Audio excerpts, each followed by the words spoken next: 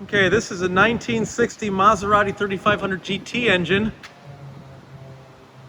And this thing looks really nice. What you don't know is this was a giant piece of shit. Locked up, left for dead.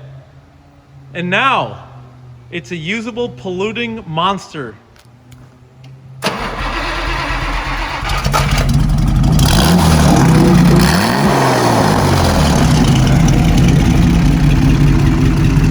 Alive again.